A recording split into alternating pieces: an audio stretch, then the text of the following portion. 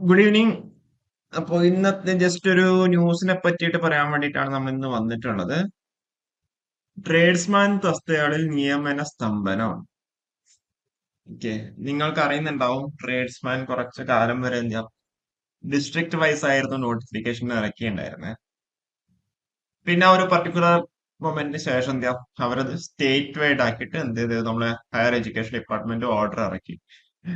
പക്ഷെ P S എന്ത് അത് കണക്ക് കൂട്ടാണ്ട് അതിന് നെക്സ്റ്റ് മന്ത് ഓർഡർ ഇറക്കിയതിന് ശേഷം നെക്സ്റ്റ് മന്ത് കൂടി എന്ത് ഡിസ്ട്രിക്ട് വൈസ് ആയിട്ട് എന്ത് അവിടെ നോട്ടിഫിക്കേഷൻ ഇറക്കിയിട്ടുണ്ട്. ബേസിക്കലി ആ ഒരു ഹയർ എഡ്യൂക്കേഷൻ ഡിപ്പാർട്ട്മെന്റ് ഒരു ഓർഡർ എന്ത് പി എസ് സിക്ക് ഷെയർ ചെയ്തിട്ടുണ്ടാവില്ല.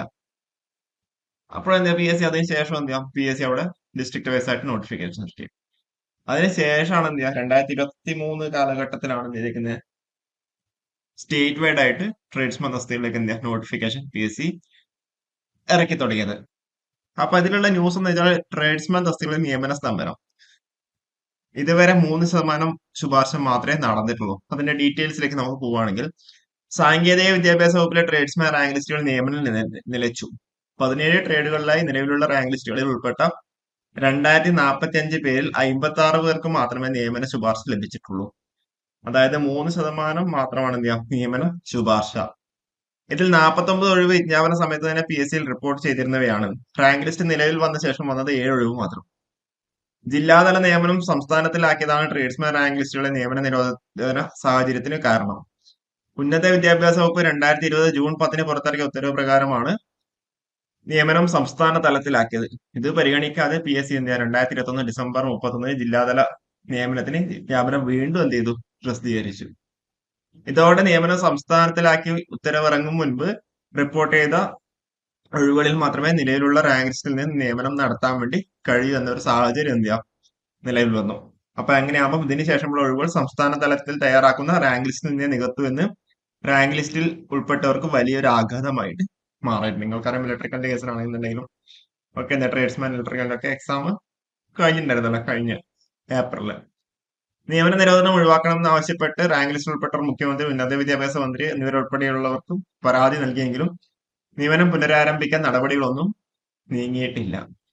ഇതിനിടെ 2023 ഒക്ടോബർ 30 ഗസറ്റിൽ ട്രേഡ്സ്മാൻ തസ്തികയിലേക്ക് പി എസ് സി വീണ്ടും വിജ്ഞാപനം പ്രസിദ്ധീകരിച്ചിട്ടുണ്ട്. സംസ്ഥാന തലത്തിൽ പ്രസിദ്ധീകരിച്ച വിജ്ഞാപനത്തിൽ വിവിധ ട്രേഡുകളിലായി 100-ലേറെ ഒഴിവുകളാണ് റിപ്പോർട്ട് ചെയ്തിട്ടുള്ളത്. റാങ്ക് ലിസ്റ്റ് നിലയിലുള്ള ട്രേഡുകളിലേക്കും വിജ്ഞാപനം പ്രസിദ്ധീകരിച്ചിട്ടുണ്ട്. അപ്പൊ ഇതിലുള്ള പോയിന്റ് എന്താണെന്ന് വെച്ച് കഴിഞ്ഞാൽ 2020 ജൂൺ 10 ശേഷമാണ് ഉന്നത വിദ്യാഭ്യാസ വകുപ്പ് എന്ത് ഈ ഒരു ഉത്തരവ് പുറത്തിറക്കിയത്.